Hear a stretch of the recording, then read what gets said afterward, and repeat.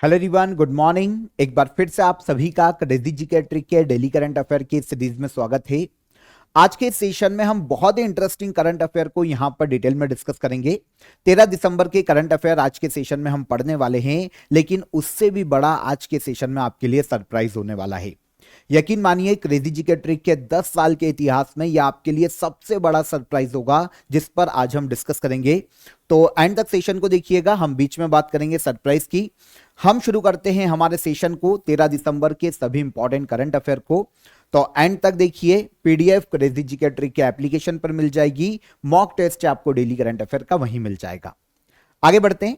सबसे पहला important current affair आज के सेशन का, विश्व असमानता रिपोर्ट 2026 किसके द्वारा जारी की गई है? तो यहां पर एक रिपोर्ट की बात की जा रही है, वर्ल्ड इनइक्विलिटी रिपोर्ट 2026। इसे जारी किया जाता है वर्ल्ड इनइक्विलिटी लैब के द्वारा।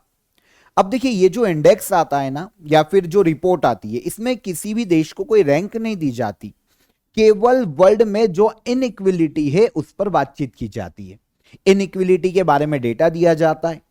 अब बात आती है कि किस आधार पर असमानता को मापा जाता है इस इंडेक्स में। तो ये जो रिपोर्ट है, इसमें इनकम, वेल्थ, जेंडर और क्लाइमेट इनइक्विलिटी, इन सभी को मेजर किया जाता है। अलग अलग डायमेंशन होते हैं, अलग अलग इंडिकेटर होते हैं, और इन सभी इंडिकेटर को मिलाकर ओवरऑल एक रिपोर्ट निकाली जाती है वर्ल्ड इनइक्विलिटी लैब के द्वारा। अब यहां पर इंटरेस्टिंग यह है कि यह रिपोर्ट हर साल नहीं आती। सबसे पहली बार यह 2018 में जारी की गई थी, फिर 4 साल बाद 2022 के लिए जारी की गई, और अब 4 साल बाद 2026 के लिए इस रिपोर्ट को निकाला गया है। अब इस रिपोर्ट में जिस की पॉइंट को हाईलाइट किया गया है वर्ल्ड के बारे में या इंडिया के बारे में इनइक्विलिटी को लेकर, उस पर हम यहां पर बात करते हैं। तो देखिए, आपको याद रखने की जरूरत आई थिंक कम पड़ेगी, लेकिन आपको यह पता होना चाहिए कि वर्ल्ड इनइक्विलिटी रिपोर्ट को जारी कौन करता है, या फिर लास्ट ईयर कब जारी की गई थी, तो 2022 में, और अब 2026 के लिए जारी की गई। जारी कौन करता है? World Inequality Lab. इस लैब की भी हम बाद में बात करेंगे। पहले हम ये देखते हैं कि किन की पॉइंट्स को यहां पर हाईलाइट किया गया है इस रिपोर्ट में, वर्ल्ड के लिए या फिर इंडिया के लिए। तो पहले बात करते हैं वर्ल्ड की। इस रिपोर्ट में बताया गया कि दुनिया के जो टॉप 1% लोग हैं ना, उनके पास दुनिया की 37% वेल्थ है। यह बात हम इंडिया में भी करते हैं और वर्ल्ड में भी इस बारे में चर्चा की जाती है कि कुछ लोगों के पास ही वर्ल्ड का पैसा इकट्ठा हो रहा है और गरीबों के पास बहुत कम पैसा जा रहा है। तो इस रिपोर्ट में बताया गया है कि दुनिया के टॉप 1% लोगों के पास 37% तक वेल्थ है। इसके अलावा दुनिया के जो टॉप 10% लोग हैं, जो अमीर हैं, उनके पास दुनिया की 75% वेल्थ है। अब यहां पर आप जो असमानता है वो देखिए, वर्ल्ड के 10% लोगों के पास 75% तक वेल्थ है। मतलब बाकी जो वर्ल्ड के 90% लोग हैं, उन्हें जीवन जीने के लिए उनके पास केवल 25% ही वेल्थ है, पैसा है। दुनिया के सबसे नीचे जो 50% लोग हैं, उनके पास तो केवल 2% वेल्थ है। आप समझ रहे हैं? वर्ल्ड के 50% लोगों के पास, जो कि निचले तबके में आते हैं, उनके पास केवल 2% पैसा है, 2% वेल्थ है, संपत्ति है। अब इंडिया के बारे में जो यहां पर की पॉइंट्स दिए गए हैं, इसमें बताया गया कि इंडिया में टॉप 10% जो अमीर लोग हैं, उनके पास 58% इनकम जाती है। देश में जितनी भी इनकम जनरेट होती है, टॉप 10% लोगों के पास 58% तक इनकम जाती है। और अगर हम बॉटम से 50% लोगों की बात कर रहे हैं, नीचे से 50%, तो उनके पास केवल 15% इनकम जाती है। इस रिपोर्ट में बताया गया है।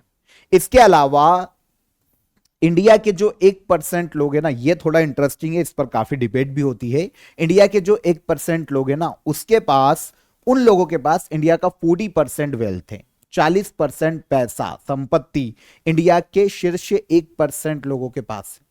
इसके अलावा टॉप 10% लोग हैं इंडिया में, उनके पास देश का 65% वेल्थ है, संपत्ति है, पैसा है। तो आप यहां पर असमानता को समझ सकते हैं, बहुत ज्यादा है। अगर 10% ऊपर के लोगों के पास इंडिया में 65% वेल्थ है, तो बाकी 90% लोगों के पास केवल 35% ही पैसा है इंडिया में। इन्हें सरवाइव करने के लिए। आई होप समझ में आया होगा। मतलब अगर हम ऑलमोस्ट देखें तो इंडिया में 130 करोड़ लोगों पर केवल 35% ही संपत्ति है देश की, और बाकी 10% ऊपर वाले जो लोग हैं उनके पास है। तो वर्ल्ड इनइक्विलिटी रिपोर्ट है, यहां पर जो की पॉइंट्स थे वो मैंने आपको बता दिए। देखिए, ये जो रिपोर्ट निकाली जाती है ना, इसका उद्देश्य क्या है? वर्ल्ड में इनइक्विलिटी को मेजर करना और इसके प्रति दुनिया के देशों को अवेयर करना कि भाई इसको जो असमानता है उनको खत्म किया जाना चाहिए। 2017 में इस रिपोर्ट को शुरू किया गया था। वर्ल्ड इनइक्विलिटी लैब इस रिपोर्ट को निकालता है। एक ग्लोबल रिसर्च इंस्टीट्यूशन है, दुनिया में इकोनॉमिक, साइंस, इन्वायरमेंट, इनइक्विलिटी इन पर स्टडी करता है और इनसे रिलेटेड समय समय पर रिपोर्ट को पब्लिश करता है। अच्छा, इस संस्था का या लैब का हेडक्वार्टर फ्रांस के पेरिस में देखने को मिलता है। रैंक नहीं है, इसलिए हमको केवल की पॉइंट्स की ही यहां पर बात करनी पड़ेगी। सेकंड क्वेश्चन, भारत की संविधान सभा में हिस्सा लेने वाली एकमात्र मुस्लिम महिला का क्या नाम है? तो इंडिया की कॉन्स्टिट्यूएंट असेंबली में भाग लेने वाली एकमात्र मुस्लिम महिला बेगम कुदसिया रसूल थी। अब आप बोलेंगे सर संविधान का एक मुद्दा है, संविधान का एक क्वेश्चन है, इसको हम अभी डिस्कस क्यों कर रहे हैं? तो देखिए, बेगम कुदसिया रसूल की जब हम बात करते हैं ना, तो इनकी एक बुक को हाल ही में लॉन्च किया गया है, इनकी ऑटोबायोग्राफी। आपको पता है कॉन्स्टिट्यूएंट असेंबली में 15 महिलाएं थी टोटल, इनमें से एकमात्र मुस्लिम महिला थी बेगम कुदसिया रसूल। रिसेंटली इनकी एक ऑटोबायोग्राफी को लॉन्च किया गया है, इनकी एक बुक को लॉन्च किया गया है जिसका नाम है the remarkable life of the only Muslim women in the constituent assembly. अब आप बोलेंगे सर इनका देहांत तो काफी पहले हो गया होगा, इनकी ऑटोबायोग्राफी अब रिलीज की गई। एक्चुअल में इनकी ऑटोबायोग्राफी किसी और नाम से पहले ही रिलीज की जा चुकी थी, लेकिन समय समय पर इसे रिलॉन्च भी किया गया है, जैसे 2001 में भी इसे रिलॉन्च किया गया था और अब 2025 में भी इसे रिलॉन्च किया गया है।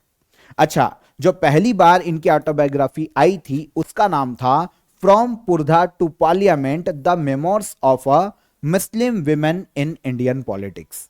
ये इनकी जो मूल ऑटोबायोग्राफी है वो है। अब इसे 2025 में एक नए नाम से रीलॉन्च किया गया है। समझ में आया? तो बेगम कुदसिया रसूल की बात कर लेते हैं। तो जैसा कि मैंने आपको बताया कि हमारे कॉन्स्टिट्यूएंट असेंबली में संविधान सभा में एकमात्र मुस्लिम महिला थी, पंजाब के लाहौर से संबंधित थी। और उस वक्त लाहौर पंजाब के रीजन में आता था, तो पंजाब के लाहौर से संबंधित। आगे चलकर ये इंडियन विमेन हॉकी फेडरेशन और एशियन विमेन्स हॉकी फेडरेशन की अध्यक्ष भी रही है। और इसके बाद इंडियन विमेन्स हॉकी कप का जो खिताब है ना, उसकी ट्रॉफी का नाम इन्हीं के नाम पर रखा गया है, बेगम रसूल ट्रॉफी, है ना। जो इंडियन विमेन्स हॉकी कप का आयोजन किया जाता है उसका नाम ही बेगम रसूल ट्रॉफी है, इन्हीं के नाम पर। वैसे तो इनकी ऑटोबायोग्राफी हमने पढ़ ली, लेकिन एक और बुक इन्होंने लिखी है 3 वीक्स इन जापान। भारत सरकार के द्वारा सन 2000 में इन्हें पद्म भूषण पुरस्कार से सम्मानित किया जा चुका है। अब बात आती है कि सर ये कॉन्स्टिट्यूएंट असेंबली में पहुंची कैसे?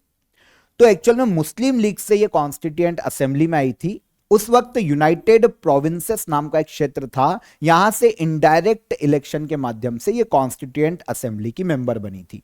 कहां से? मुस्लिम लीग से। लेकिन आपको पता है मुस्लिम लीग के ज्यादातर मेंबर जब पार्टीशन हुआ था तो ये पाकिस्तान चले गए थे, मुस्लिम लीग।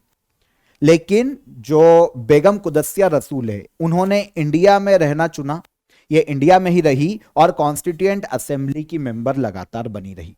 अब इनकी ऑटोबायोग्राफी को नए नाम से रिलॉन्च किया गया है। डन। अगर हम इंडियन कॉन्स्टिट्यूएंट असेंबली की बात कर लेते हैं, कैजुअली डेटा यहां पर डिस्कस कर लेते हैं क्योंकि एग्जाम में पूछा जाता है, संविधान सभा से क्वेश्चन आते हैं। देखिए 9 दिसंबर 2025 को कॉन्स्टिट्यूएंट असेंबली की 2025 में 79th एनिवर्सरी मनाई गई है, क्योंकि कॉन्स्टिट्यूएंट असेंबली की पहली बैठक 9 दिसंबर 1946 में हुई थी। उस वक्त जब पहली बैठक हुई ना, तो एक अस्थायी अध्यक्ष बनाए गए सच्चिदानंद सिन्हा, क्योंकि ये सबसे सीनियर थे तो ये अस्थायी अध्यक्ष बने। और 2 दिन के बाद दूसरी बैठक में स्थायी अध्यक्ष बने कॉन्स्टिट्यूएंट असेंबली के डॉक्टर राजेंद्र प्रसाद। 11 सीजन आयोजित किए गए, 11 सेशन आयोजित किए गए, 165 मीटिंग आयोजित की गई कॉन्स्टिट्यूएंट असेंबली की। और कॉन्स्टिट्यूएंट असेंबली के द्वारा जो भारत का संविधान बनाया गया ना, उसे बनने में 2 साल 11 महीने 18 दिन का समय लगा था। वैसे तो संविधान 26 नवंबर 1949 को बनकर तैयार हो गया था, एडॉप्ट भी कर लिया गया, लेकिन देश में यह लागू किया गया 26 जनवरी 1950 को। इसकी स्टोरी भी मैं आपको काफी बार बता चुका हूं, तो अभी हम उस पर डिस्कस नहीं कर रहे हैं।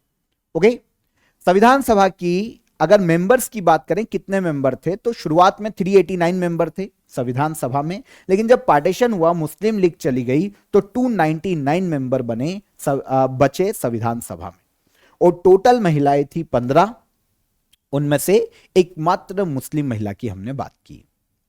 अब यहां पर कॉन्स्टिट्यूएंट असेंबली के जो कमिटीज है उनके बारे में क्वेश्चन आते हैं। वैसे तो काफी सारी कमिटी अलग अलग चीजों के लिए गठित की गई थी, लेकिन जो मेन कमिटीज है उनकी हम बात कर लेते हैं।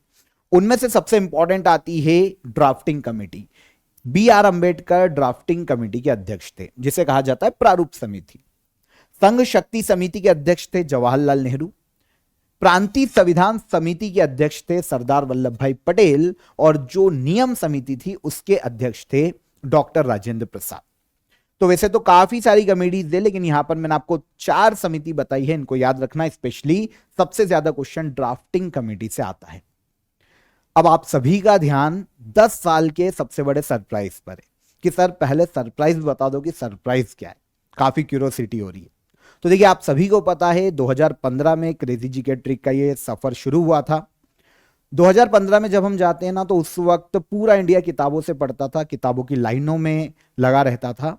तब अक्षय श्रीवास्तव, जिन्होंने क्रेजी जीके ट्रिक की शुरुआत की, उन्होंने एक नया कॉन्सेप्ट शुरू किया। उन्होंने ट्रिक के माध्यम से बहुत ही इजी वे में, बहुत ही इंटरेस्टिंग वे में पूरा जीएस के सारे सब्जेक्ट जो एग्जाम में पूछा जाता है उससे पढ़ाना शुरू किया, और काफी स्टूडेंट के इस आधार पर अलग अलग जगह पर सिलेक्शन हुए। आज भी हमको काफी स्टूडेंट के लगातार मैसेजेस आते हैं कि सर हमारा एसएससी में सिलेक्शन हो गया है, सर हमारा यूपीएससी में सिलेक्शन हो गया, सर हमारा किसी स्टेट की पीएससी के एग्जाम में सिलेक्शन हो गया। तो लगातार स्टूडेंट के मैसेज आते हैं। उनमें एक कॉमन मैसेज जो होता है ना, वो होता है कि सर हमने आपकी आवाज तो हमेशा सुनी है, अब आपका हमें फेस देखने का मौका कब मिलेगा। तो लगातार बच्चों की क्वेरीज आ रही है हमें लगातार कि सर कब अक्षय सर हमें आकर डायरेक्ट गाइडेंस देंगे, अपना फेस रिवील करेंगे। तो आप सभी का ये जो 10 साल का इंतजार है ना, वो अब खत्म होने वाला है, क्योंकि अब अक्षय सर आप सभी के लिए एक स्पेशल मैसेज लेकर आने वाले हैं संडे को 9 बजे। तो संडे को 9 बजे आप क्रेजी जीके ट्रिक पर बने रहिएगा। अक्षय सर आपसे डिस्कस करेंगे, एक स्पेशल मैसेज आपसे शेयर करेंगे, और आपको बहुत ही अच्छा अब गाइडेंस और मिलने वाला है। वैसे तो आज तक अक्षय सर ने जो भी आपको पढ़ाया है, बहुत ही अच्छी ट्रिक, बहुत ही मतलब सिंपल ट्रिक, बहुत ही आपने कभी हंसे भी होंगे उन ट्रिक्स को देखकर। तो आप लगातार, आपके लिए अक्षय सर ने कंटिन्यू मेहनत की। शुरुआत में काफी उतार चढ़ाव भी देखने को मिले, लेकिन एक वक्त के बाद सारे स्टूडेंट ने लगातार प्यार दिया, और आज क्रेजी जीके ट्रिक और हम सब यहां पर आपकी बदौलत हैं। तो अब आप सभी के लिए अक्षय सर लेकर आने वाले हैं संडे को 9 बजे एक स्पेशल मैसेज मॉर्निंग में। तो आप बने रहिएगा क्रेजी जीके ट्रिक के साथ। This is a big day for crazy GK trick and all it's student.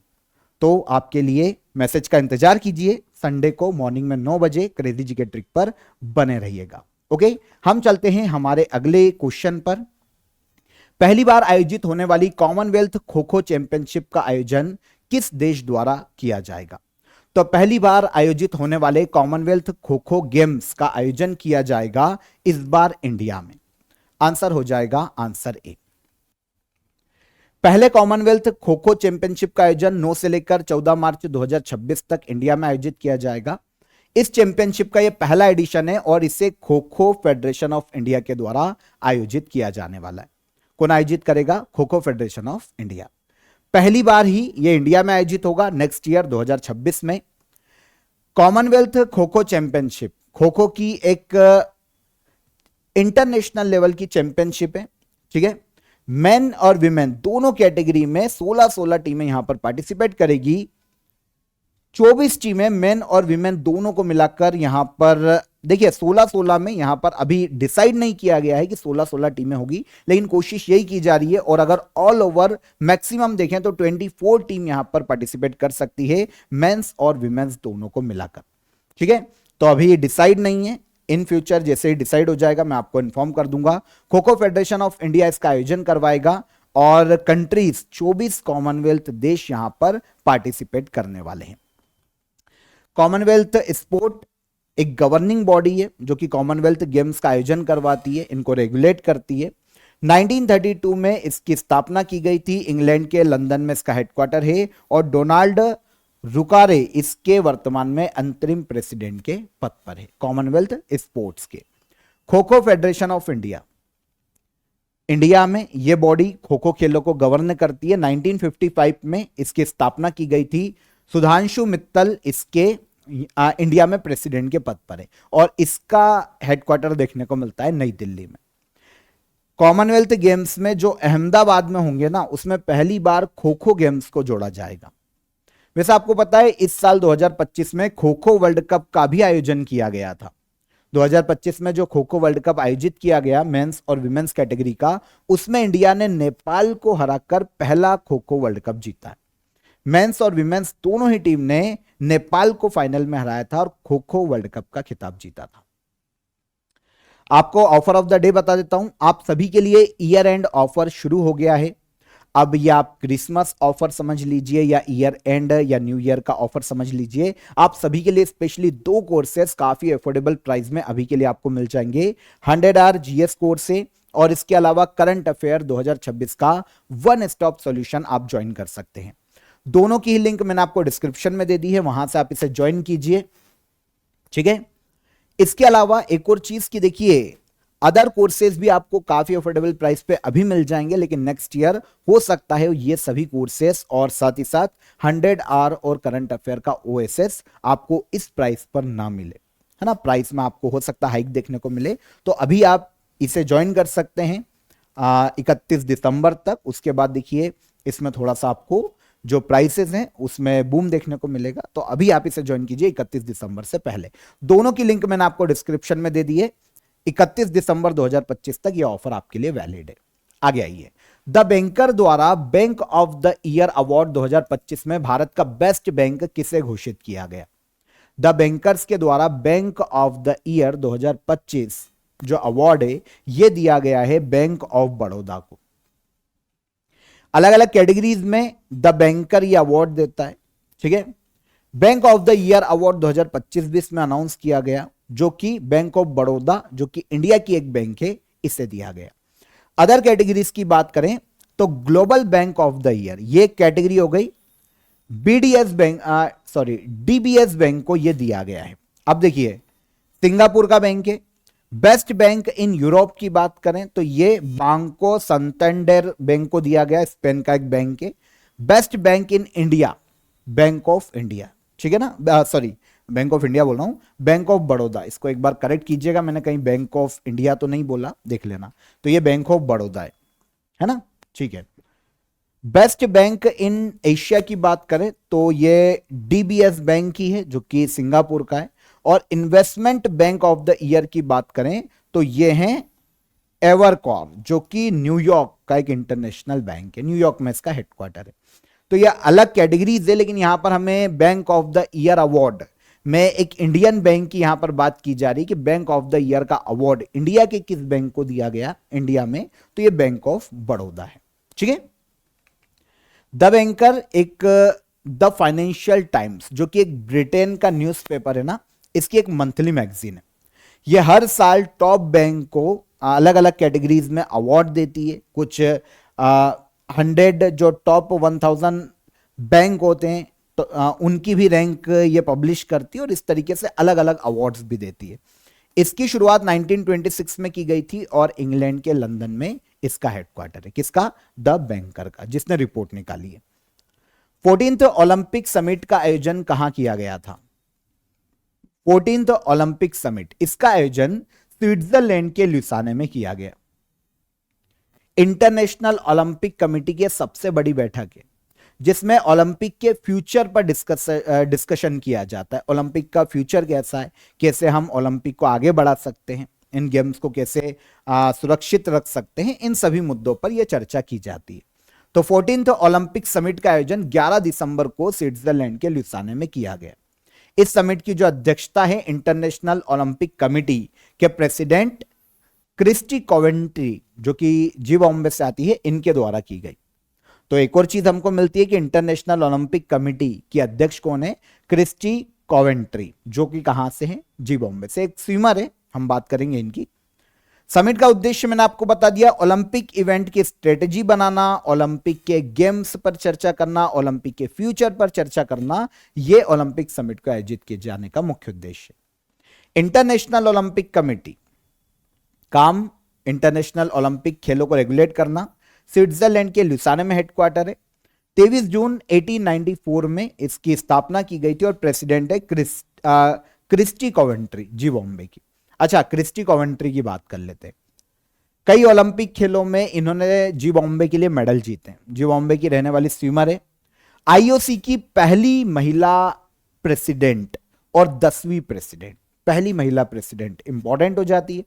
23 जून 2025 को ही इसी साल इन्होंने अपना पद संभाला है। इनके पहले थॉमस बाक, जो कि जर्मनी के थे, इनको रिप्लेस किया है क्रिस्टी कोवेंट्री ने आईओसी के अध्यक्ष के रूप में। शिवराज पाटिल का 90 वर्ष की आयु में निधन हो गया। शिवराज पाटिल किस क्षेत्र से संबंधित थे? तो शिवराज पाटिल, इनका 90 वर्ष की आयु में निधन हो गया। बहुत ही फेमस एक पॉलिटिशियन थे, ठीक है, महाराष्ट्र से आते हैं, महाराष्ट्र के पॉलिटिशियन। 90 वर्ष की आयु में इनका निधन हो गया। आपको पता है जब मुंबई अटैक हुआ था ना 2008 में, 26/11, उस वक्त मुंबई के होम मिनिस्टर थे शिवराज पाटिल। क्योंकि सिक्योरिटी में बहुत बड़ा ये डेंट था इंडिया में, तो उसके बाद, अटैक के बाद, इन्होंने रिस्पॉन्सिबिलिटी लेते हुए होम मिनिस्टर के पद से रिजाइन किया था शिवराज पाटिल ने। काफी अलग अलग पदों को भी संभाला है, जैसे महाराष्ट्र के जो विधानसभा है ना, उसके स्पीकर और डिप्टी स्पीकर दोनों रह चुके हैं। लोकसभा के 9th डिप्टी स्पीकर और 10th स्पीकर के रूप में भी इन्होंने काम किया है 1990 से 1996 के बीच में। लोकसभा और राज्यसभा दोनों के मेंबर रहे।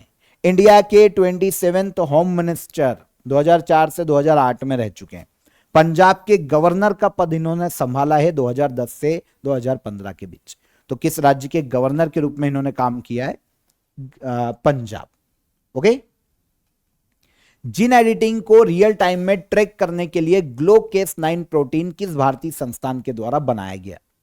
जीन एडिटिंग है ना, जो कि डिसीज को ठीक करने के लिए हमारे जीन्स जो डीएनए है उसकी एडिटिंग का जो मामला है, जीन एडिटिंग, उसको रियल टाइम में ट्रैक करने के लिए ग्लोकेस9 प्रोटीन को बनाया है बोस इंस्टीट्यूट ने, जो कि कोलकाता का एक इंस्टीट्यूट है। देखिए, रियल टाइम में जीन एडिटिंग को ट्रैक करने के लिए प्रोटीन बनाया गया है। देखिए, यह एक आर्टिफिशियल रूप से बनाया गया CRISPR-Cas9 प्रोटीन है। एक्चुअल में प्रोटीन को उस जगह पर ले जाया जाता है जहां पर जीनोम एडिटिंग करनी है, बॉडी में जीन्स की एडिटिंग करनी है। ये जो प्रोटीन है ना, ये उस जगह पर जाकर ग्लो करता है ना, ग्लो करता है, रोशनी छोड़ता है, जिससे पता चलता है कि ये सही काम कर रहा है और जीन्स को एडिट कर रहा है। अब जब ये जीन्स को एडिट करता है ना, तब भी ये ग्लो करता है, जिससे जीन एडिटिंग प्रोसेस को ट्रैक किया जा सकता है। अब इससे फायदा क्या है?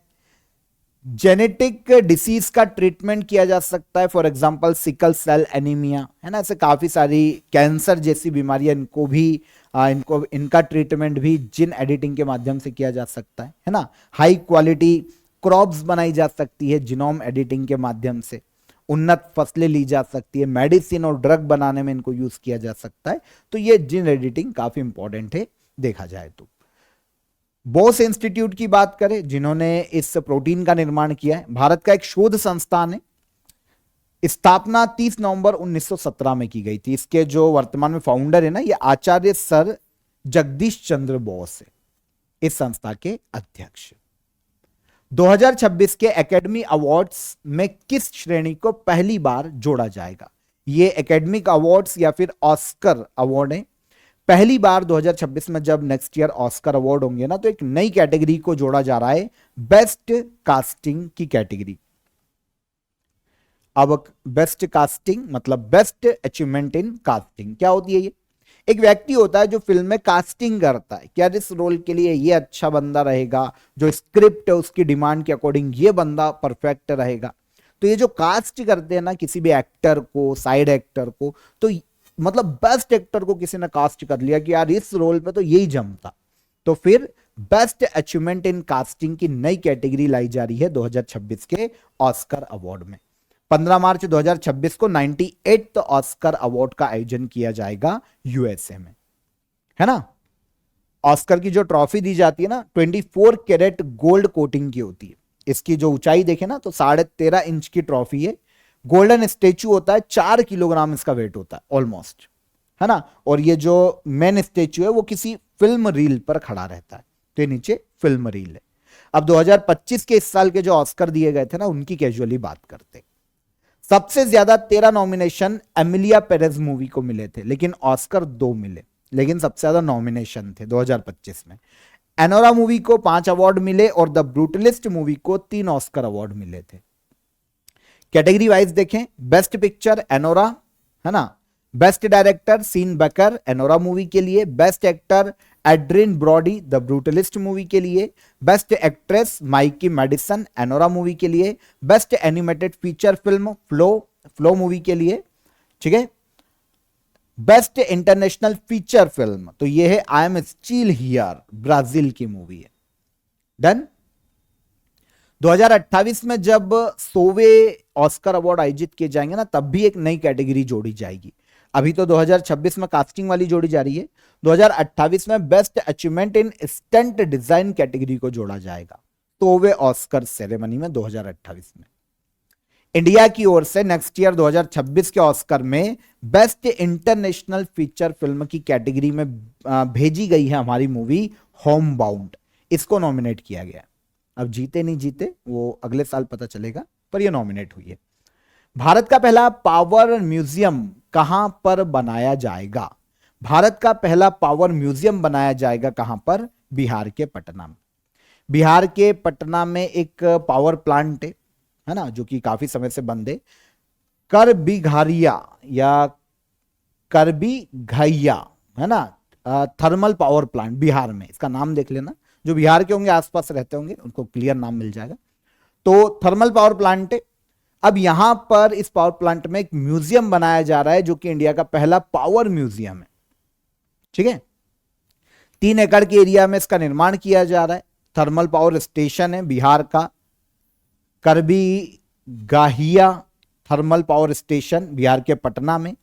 अब यहां पर इस थर्मल पावर स्टेशन में जो भी पुरानी चीजें जैसे ओल्ड मशीन, हिस्टोरिकल जो इक्विपमेंट है उनकी प्रदर्शनी लगाई जाएगी। तो एक म्यूजियम के रूप में से डेवलप किया जा रहा है इंडिया का पहला पावर म्यूजियम बिहार के पटना में, है ना। उद्देश्य क्या है? तो पुराने जो थर्मल पावर प्लांट है उनको वापस यूज किया जा सकेगा, बेहतर बिहार में टूरिज्म को बढ़ाने में मदद मिलेगी, स्टूडेंट और जो रिसर्चर से उनको यहां पर सीखने का मौका मिलेगा इस पावर प्लांट के माध्यम से या म्यूजियम के माध्यम से। तो बिहार के पटना में इसे बनाया जा रहा है। हाल ही में सदियों पुरानी पगड़ी सिस्टम को खत्म कर दिया गया है। यह सिस्टम किस राज्य में चलता है? तो ये पगड़ी सिस्टम वैसे तो इंडिया में अलग अलग राज्यों में देखने को मिल ही जाता है, लेकिन स्पेशली इसको खत्म करने का अनाउंसमेंट किया है महाराष्ट्र सरकार ने। महाराष्ट्र में एक सिस्टम चलता है पगड़ी सिस्टम। तो महाराष्ट्र के डिप्टी सीएम है एकनाथ शिंदे, इन्होंने पगड़ी सिस्टम को खत्म करने की घोषणा की। महाराष्ट्र गवर्नमेंट इसके लिए कानून लाने पर विचार कर रही है और कानून लाकर इसे खत्म कर दिया जाएगा। देखिए होता क्या है ना, आपने देखा होगा, आपके शहरों में भी प्रचलित होगा, अगर कोई किराए से घर लेने जाता है ना तो किराए से घर लेने जो जाता है व्यक्ति वो मकान मालिक को पगड़ी देता है, मोटा पैसा एक साथ देता है, उसे कहा जाता है पगड़ी। उससे क्या होता है, एक परमानेंट मिल जाती है जगह किराएदार को रहने के लिए, लंबे समय के लिए परमानेंट जगह मिल जाती है। और उससे जिसको पगड़ी दी जाती है ना उसको ये फायदा होता है कि एक साथ बड़ा पैसा मिल जाता है। लेकिन इसके कुछ हानियां भी देखने को मिलती है। फॉर एग्जाम्पल, जब बड़ा पैसा मिल जाता है ना तो काफी सालों तक मकान मालिक रेंट को बढ़ा नहीं सकता फ्लैट्स या घरों के, और उसके बाद मेंटेनेंस और जो संपत्ति कर होता है वो भी किराएदार को देना नहीं होता, जबकि रेंट एक जैसा ही चल रहा है सालों तक क्योंकि पगड़ी शुरू में दे चुका है ना। ये ड्रॉबैक है इसके। इसके अलावा एक साथ जब पगड़ी दी जाती है तो ये ब्लैक मनी, क्योंकि इन कैश सारा ट्रांजेक्शन होता है तो ब्लैक मनी बढ़ता है। और क्या होता है जब ये बिल्डिंग, क्योंकि किराएदार तो पैसा बाद में दे ही नहीं रहा ना बड़ा, तो मकान मालिक मेंटेन कर नहीं पाते और ये बिल्डिंगें और जगह पुरानी होती जाती। तो ऐसे बिल्डिंगें मुंबई में बहुत सारी जर्जर हो चुकी है, क्योंकि भाई पगड़ी ले ली थी शुरुआत में, आज से 20 साल पहले, 10 साल पहले, और अब किराएदार अब ज्यादा पैसा देता नहीं और रेंट भी एक जैसा रहता है। तो इससे का नुकसान है मेंटेनेंस को लेकर, और पुरानी बिल्डिंगें होती जा रही है, रिन्यू नहीं किया जा पा रहा है ना, उसमें कुछ वापस पुनर्निर्माण उनका नहीं किया जा पा रहा। तो इस सिस्टम को खत्म करने के लिए, और फिर कोर्ट केस भी हो जाते हैं, जो किराएदार है वो दावा ठोक देता है कि भाई मेरी जमीन है, मेरी संपत्ति, क्योंकि लंबे समय से रह रहा है, तो ये भी कोर्ट केस भी बढ़ते जाते हैं। तो इन सब प्रॉब्लम को खत्म करने के लिए महाराष्ट्र ने घोषणा की है कि वो अपने यहाँ पर पगड़ी सिस्टम को खत्म करेगा। तो इजी आपको समझ में आ गया, यही चीज थी, ठीक है। तो 13 दिसंबर के सभी करंट अफेयर यहां पर हमने डिटेल में डिस्कस किए, एक एक फैक्ट आपको यहां पर समझ में आया होगा।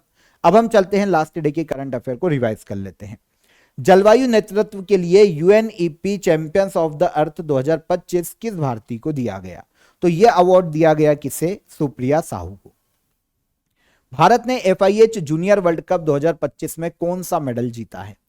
भारत ने एफआईएच जूनियर वर्ल्ड कप 2025 में ब्रॉन्ज मेडल अपने नाम किया। विपक्ष द्वारा जस्टिस जी.आर. स्वामीनाथन पर महाभियोग प्रस्ताव लोकसभा अध्यक्ष को सौंपा गया है, ये किस हाईकोर्ट के जज हैं? तो ये मद्रास हाईकोर्ट के जज हैं। यूनिवर्सल हेल्थ कवरेज डे हर साल मनाया जाता है 12 दिसंबर को। सर्बानंद सोनेवाल ने भारत के पहले स्वदेशी हाइड्रोजन फ्यूल सेल पोत को कहां लॉन्च किया? तो यह लॉन्च किया गया है वाराणसी में। International Organization for Marine Aids to Navigation का 3rd सीजन कहां आयोजित किया गया? तो यह आयोजित किया गया है मुंबई में। पहली बार सरकार के द्वारा किसानों के लिए कार्बन क्रेडिट योजना उत्तर प्रदेश सरकार ने लॉन्च की है। New Sujalam Bharat application ministry of जल शक्ति के द्वारा लाया गया। सभी फॉर्मेट में 100 विकेट लेने वाले पहले भारतीय गेंदबाज हैं जसप्रीत बुमराह। और लास्ट क्वेश्चन था, प्लिनियो नास्तारी शुगर एक्सीलेंस अवार्ड 2025 जीतने वाले पहले इंडियन कौन? तो ये हैं समीर सौम्या। ठीक है, ये सारे करंट अफेयर कल के सेशन के थे, आंसर मिल गए। अब आज के क्वेश्चन ऑफ द डे के आंसर। कोयला जो पाया जाता है वो अवसादी चट्टानों में पाया जाता है। स्तूपों का निर्माण सबसे पहले मौर्य डायनेस्टी में देखने को मिलता है। और लठमार होली ये मनाई जाती है बरसाना, है ना, जो कि वृंदावन बरसाना। तो यहां पर लठमार होली भगवान राधा कृष्ण से संबंधित है। तो ये हमारे तीनों क्वेश्चन के आंसर हो गए। अब आज के क्वेश्चन ऑफ द डे। किस खिलाड़ी ने लगातार तीसरी बार 2025 का बेलेंडी और फेमिनिन अवार्ड जीता है? पुरुषों के लिए कबड्डी के मैदान की लंबाई चौड़ाई क्या होती है? और पंडित भीमसेन जोशी किस संगीत घराने से संबंधित है? तीनों क्वेश्चन को नोट कीजिए, कमेंट में आंसर कीजिएगा। सेशन पसंद आए तो सेशन को लाइक और शेयर करके जाइएगा। ओके, कल फिर मुलाकात करेंगे नेक्स्ट डे के करंट अफेयर में। तब तक अपना ख्याल रखिए। जय हिंद, जय भारत।